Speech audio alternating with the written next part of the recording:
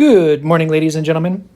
So I was waiting until certain douchebags get eliminated from this event, but I mean, of course, they may still be playing the next time this event is up, but probably not. So what do we got going on today? Well, hopefully I'm going to give a little bit of helpful advice, kind of one of those do as I say, not as I do things. I knew our kingdom wasn't really that strong. I mean, when lane SH36 was going to be in the mix, but hey, we gave it our best. So what's the advice? Let's just jump to it. There's basically like two kinds of people who are going to be playing in this event. There's going to be the cannon fodder, and there's going to be people who actually do the killing. And the cannon fodder is just like, so there's 50 people. There's probably going to be like 10, 15, 20, 5, 3, somewhere. Some number of people that are actually going to be kind of effective. For everybody that may not be as effective, focus on killing infantry. Okay? So set up your troop formation so that you're basically killing infantry. The second thing that I think might be good advice, I don't know, again, it's free, is let's go look at how we did. By we, I mean my team.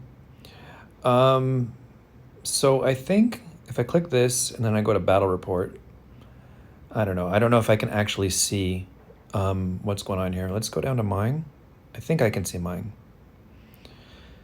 And I'm gonna basically kind of try and figure out what could I have done better.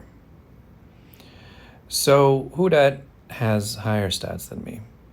Okay, this isn't gonna be like some sort of, revelation, right? There we go. We just passed through that. Painful as it was for me to do it, did it.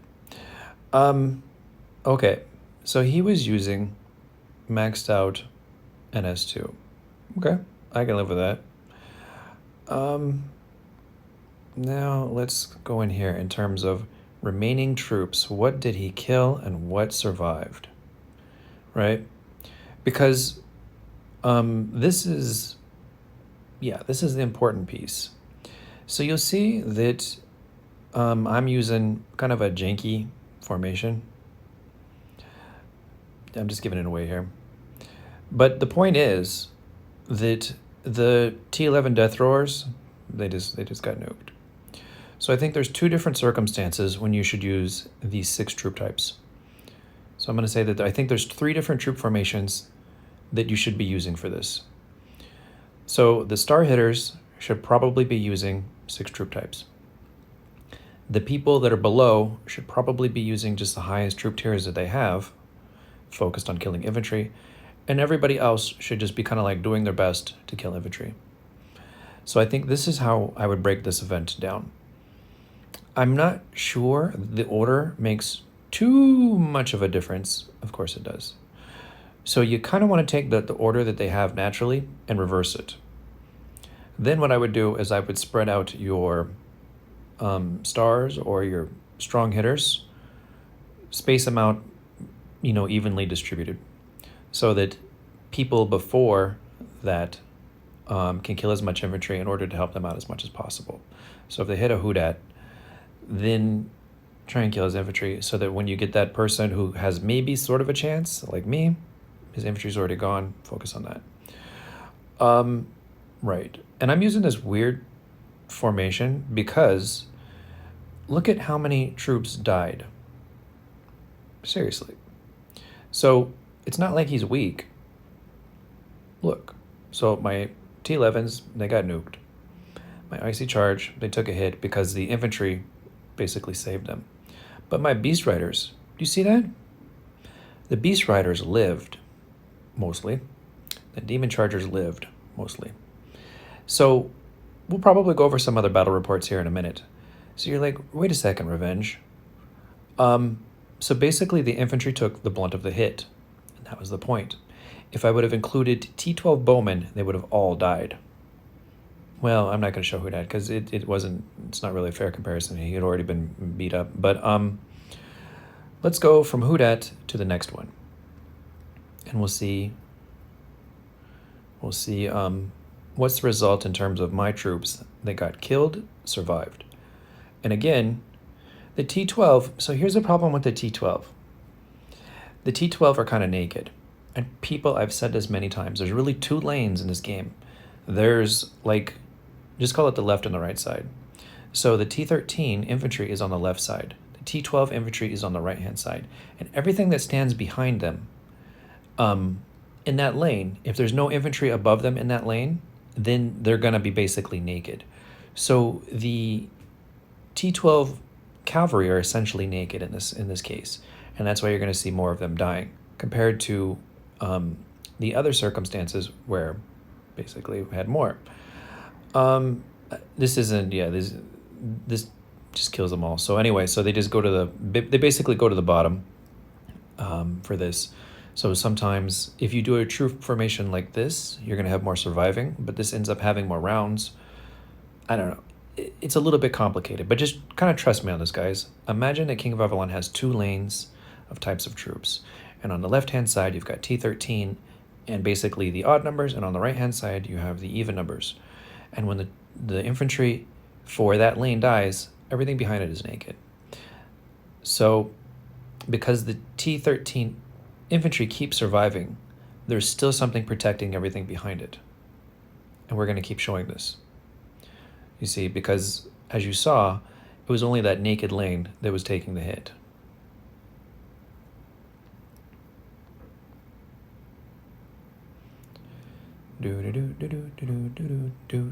See?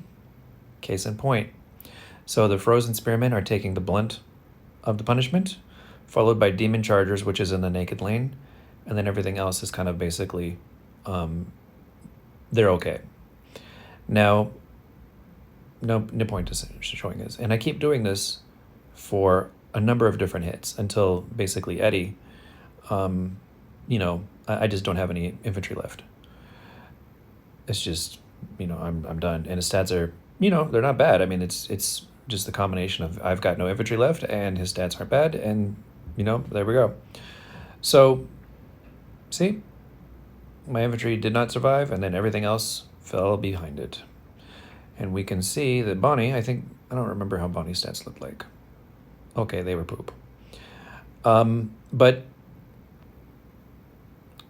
she was able to, so I did have 18,000. But yeah, so there you go. And why I say the top tier troops, so like you've got the superstar, and then you've got like somebody like below him. And I would almost, basically, if I was a guy below, I would almost like just send T13 because the other things are going to keep dying, and I don't know how effective they're going to be. So if we look at some of these other kills, I mean, it might have been more effective if I had opted for just more T13s. So the formation may be like 50% infantry and the rest T13s. That could be it. And if you're going to ask me revenge, well, I'm an SH40, what do? I don't know. Curl up into a ball and, wake up when the event is over. Yeah, I don't really have too much advice for you. So you see that, I get down to these, 3 tier types or 4 tier types. And how many enemies are killed? So the Beast Riders are actually doing a pretty darn good job. And remember that they're on the odd side. So they're still protected by the infantry. So troops that are protected by infantry are going to get more kills in. So maybe this 4 troop configuration is what I would roll with next time. I'm not sure. And again, you're going to be like, but revenge, you're doing cavalry and not bowmen. Well, okay, we're going to have this big long conversation again. So cavalry will hit first. So if it's a chance between bowmen or cavalry living, cavalry will hit first, and there you go. Now the downside to that is that the infantry will take more of the blunt. So the infantry basically stand in front, the cavalry in back. This is kind of sort of how it works. You guys, I don't know. Nobody listens to me. I'm just, blowing hot air here. Anyway, you can see that I hung in there, at least for, a couple of rounds. And it really, I think that it was a combination of stats and also my troop formation. I really do. I don't think it was entirely stats. So the next time this event comes around, hopefully you guys can, look at this, reflect back, and think, okay, what am I going to do? How am I going to organize my stuff? So it's like, have little guys focus on killing infantry. That means looking at the troop tiers that kill infantry, and then spread out the mid hitters a little bit, and then the heavies towards the bottom. So there we go. Hopefully it helps you, and good luck to everybody that's remaining in this event. So I guess we'll go over it real quick. So we got 361. Oops, hold on. Let's start at the top. Griffin, Gryffindor, Panda, Kingdom 144, Scully, 361, Chinese Scribbles, 458. I think this person is either Taiwanese or Japanese. I'm going to assume Taiwanese because that looks like traditional Chinese characters. Could be Hong Kong. I don't know. Scribbles in 538. 587 Death Trap. Met a couple of those. Mostly in strip clubs. Alex 78. Scribbles in a K. Where are you from? I think you're Chinese. I don't know. Who knows? Don't get pissed off at me, pretty please. And then, of course, we have the infamous Adama.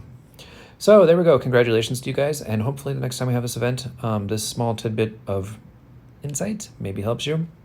There you go. Anyway, love you guys. Bye-bye for now.